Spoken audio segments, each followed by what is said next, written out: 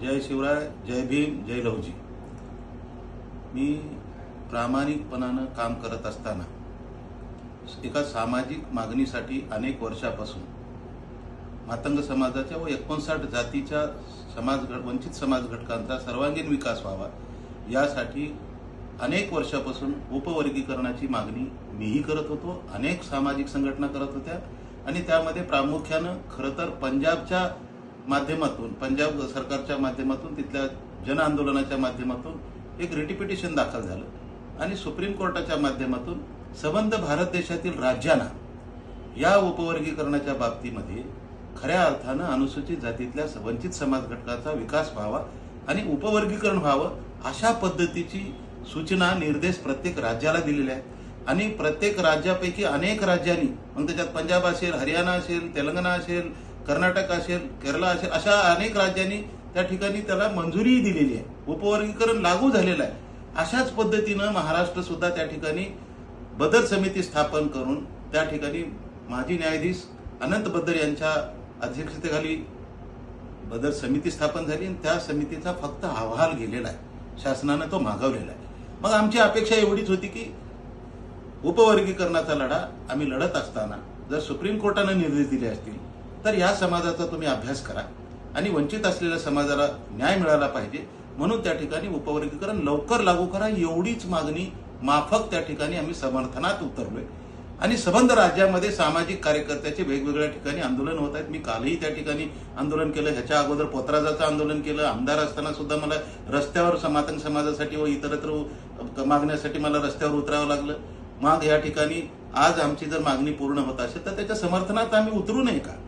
मी या ठिकाणी बोलत असताना अत्यंत माझ्या बोलण्याचा विपर्यास करून चुकीच्या पद्धतीनं मला तरी एवढी लाज वाटायला लागली आहे स्वतःला सुद्धा.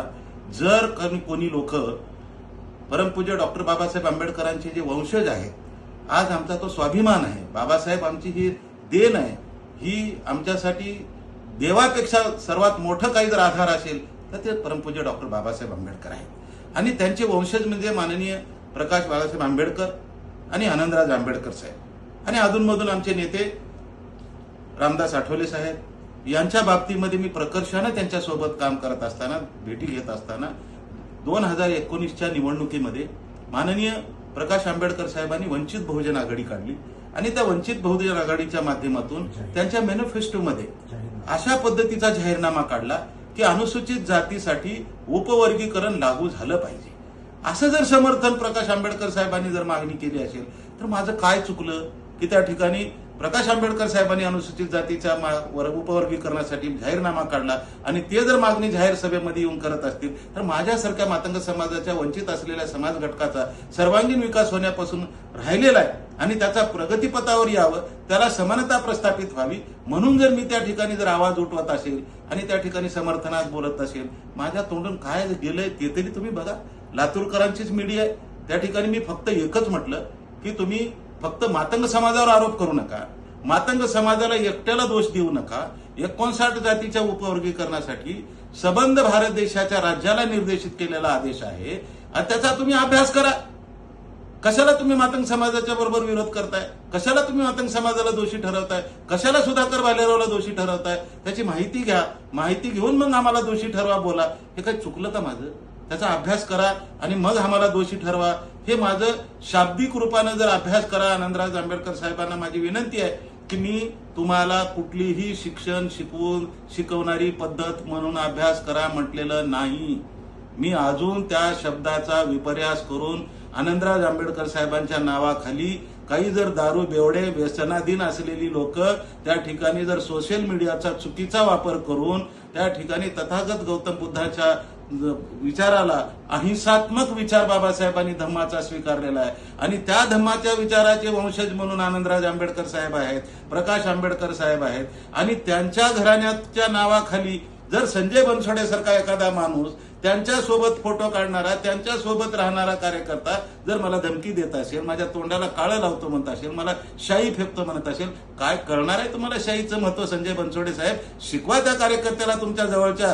तुम्हाला जर राजकारण जर आंबेडकर परिवाराच्या नावाखाली, वंशजाच्या नावाखाली सुधाकर भालेरावला जर तुम्हाला हाणामारी करायची असेल, सुधाकर भालेराववर जर हमला करून त्याला जर नुकसान करायचं असेल, जीविताला धोका निर्माण करायचा असेल, माझा खून करायचा असेल, तर तुम्ही कशाला खून करताय? मीच जातो आनंदराज आंबेडकर साहेबांच्या घरी, मीच जातो राजघरावर प्रकाश आंबेडकरांच्या घरी आणि सांगतो की मी काय चुकीचं बोललोय साहेब, सांगा तुम्हाला कुठला अभ्यास करा म्हणून सांगितलाय मी तुम्हाला फक्त एकच सांगितलं की सुप्रीम कोर्टाने दिलेले जे निर्देश आहेत हे निर्देश तुम्ही वाचून बघा, अभ्यासून बघा आणि मग नंतर मग आम्हाला दोष द्या की हा मातंग समाजाचा एकट्याचा लढा आहे का उपवर्गीकरणासाठी संबंध 59 जातीचा लढा आहे, अनुसूचित जमातीचा लढा आहे, एकट्या शेड्यूल कास्टचा सुद्धा नाहीये. एकट्या शेड्यूल कास्टच्या सोबत अनुसूचित जाती आणि अनुसूचित जमाती जे राष्ट्रीय आयोग आहे त्या दोन्हीसाठी तो आयोग त्या ठिकाणी सूचना केलेली आहे आणि त्याची अंमलबजावणी करा म्हणून काही राज्य करत असतील, इतर राज्य होतं, या राज्यात मागणी होत असेल आणि ती आम्ही जर समोर जर समर्थनार्थ उतरून जर आम्ही बोलत असेल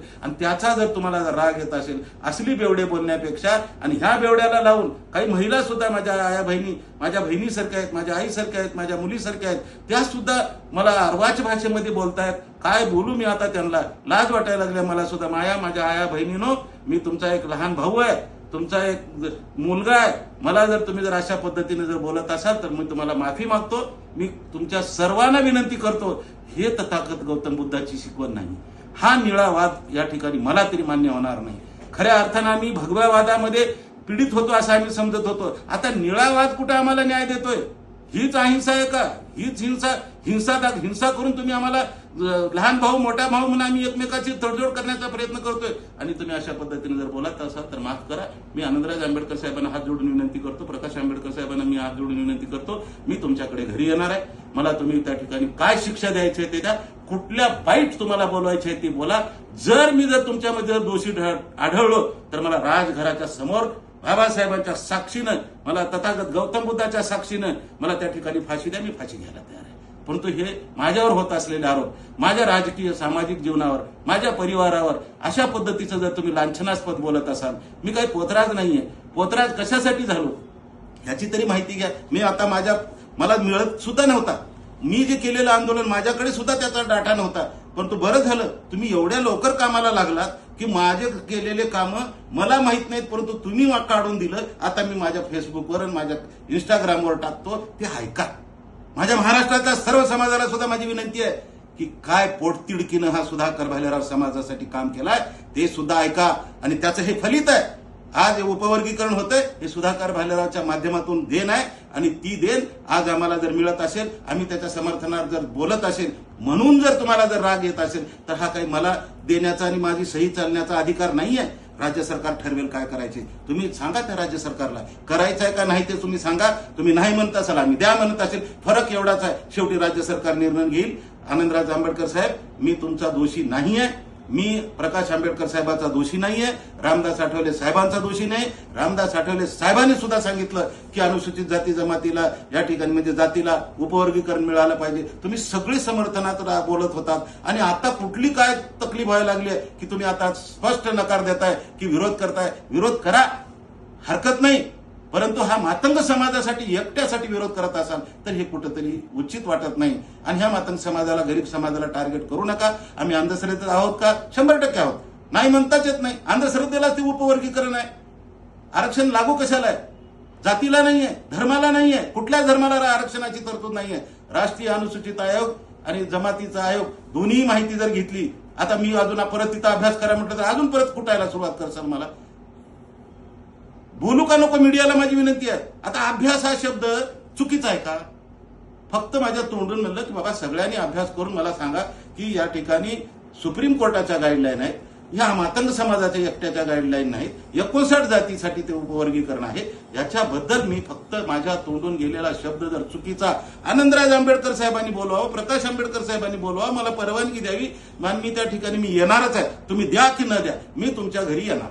मला फालतू लोकांना कामाला लावून संजय बनसोडे सारख्या, राजकुमार बडोले सारख्या ह्या बदमाश व्यवस्थेतून जर बेवड्याना कुठल्या तरी तरुणाला ज्याला हाताला काम नाही, त्याला काही लांबूर चालन करून, त्याला काही पैसे देऊन, त्याला दारू पाजून माझ्यावर आरोप करण्यापेक्षा, माझ्या गाड्या फोडण्यापेक्षा, माझ्यावर खुनाचा हमला करण्यापेक्षा, माझ्यावर शाई फेकण्यापेक्षा, बाबासाहेबाच्या लेखणीची शाई आहे, शाई फेकायचा अधिकार तुम्हाला नाही. पाप लागेल तुम्हाला जर शाई फेकाल तर. आणि जर शाई फेकणाऱ्याला खरीच लाज वाटली पाहिजे. बाबासाहेबाची लेखणी ही शाई आहे आणि ही शाईची घटना लिहिलेली शाई आहे. फेकाल तर तुम्ही त्या बाबासाहेबाचे वंशज म्हणायला मला इमानदारीने सांगतो साहेब, असल्या मूर्ख माणसाला तरी कामाला लावू नका साहेब. आणि मी तुम्हाला सांगतो, वंशज म्हणून त्या शाईचं जतन तुम्ही करा. मी तर करेन, परंतु वंशज म्हणून त्यांना सांगा की सुधाकर भालेरावावर शाई फेकाल तर बाबासाहेबाची शपथ आहे, तथागत गौतम बुद्धाची शपथ आहे की ही शाईची नुकसान करू नका. ही शाई चांगल्या कर्मासाठी, सत्कर्मासाठी बाबासाहेबांनी वापरलेली आहे. राज्यघटना लिहिण्यासाठी बाबासाहेबांनी वापरलेली आहे. मानवी जीवनापासून ते प्राणी मात्रापासून ते निर्जीव वस्तूपर्यंत सगळ्यासाठी न्याय देण्याचं काम बाबासाहेबांनी केलेलं आहे. म्हणून शाई फेकण्याचं पाप जर कोणी करत असतील, मूर्ख लोक करत असतील, म्हणून सज्जन शक्तीनं आपण बाबासाहेबाचे समर्थक म्हणून, अनुयायी म्हणून, पाईक म्हणून शाईचं जतन करूया. पुन्हा त्या लेखणीमधून भाईचारा निर्माण करूया. पुन्हा जे होत असलेले वादविवाद आहेत घरात बसून मिटवूया. रस्त्यावर आणून काय आम्ही चळवळ करणार आहोत, कशी बाबासाहेबाची आंबेडकरी चळवळ आम्ही करणार आहोत. राहिला प्रश्न ते आरक्षण मिळेल न मिळेल हा नंतरचा विषय. फक्त सुधाकर भालेरावला खतम करायचा असेल, सुधाकर भालेरावला धमक्या द्यायच्या असतील, सुधाकर भालेरावला जीवितहानी पोहोचवायची असेल तर संजय बनसोडे साहेब जरा आवरा.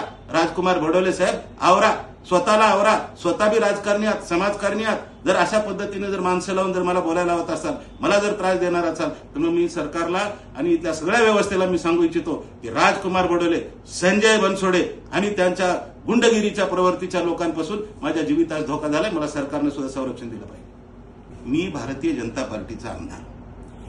संघ परिवाराशी आमचे कार्यक्रम असल्यानंतर त्या ठिकाणी लोकप्रतिनिधी आणि नात्यांनी पाचारण केलं जातं. त्या ठिकाणी संघाच्या माध्यमातून चांगली शिकवण आम्हाला मिळाली होती आणि त्या संघाच्या चांगल्या शिकवणीमध्ये आम्हाला कधी कधी त्यांनी दुजाभाव केला नाही. कुठली काही समरसता नावाची संघटना त्या ठिकाणी चालते, त्याच्यामध्ये खूप चांगलं काम मी त्या ठिकाणी केलेलं आहे. आता काही लोक, ह्या लोकांचीच मला किंवा येते. सगळे पूर्वाश्रमीचे महार, आजचे बौद्ध नवबौद्ध संघामध्ये काम कितीतरी लोक काम करतात. फक्त सुधाकर भालेरावचा आदरणीय पूजनीय मोहन भागवत सरांसोबत साहेबांसोबत जर माझा जर फोटो बघितला असेल आणि त्याची जर तुम्हाला जर तकलीफ होत असेल तर काय त्याच्यात माझे दोष आहे माझा सांगा, काय माझी त्याच्यामध्ये चूक आहे सांगा. जर त्या ठिकाणी संघामधून काही आम्हाला चांगलं शिकायला मिळते का, आम्ही ते बघितले आणि शिकलेही. काही चांगले गुण आम्ही त्यांचे घेतलेत आणि त्या गुणाच्या माध्यमातून एकदा सोडून दोनदा आमदारही मला भारतीय जनता पार्टीने केले. मी त्यांचे काही उपकार थोडेच विसरू शकणार आहे, परंतु निश्चित रूपाने त्यांनी कधीही आम्हाला चुकीची शिकवण दिलेली नाही.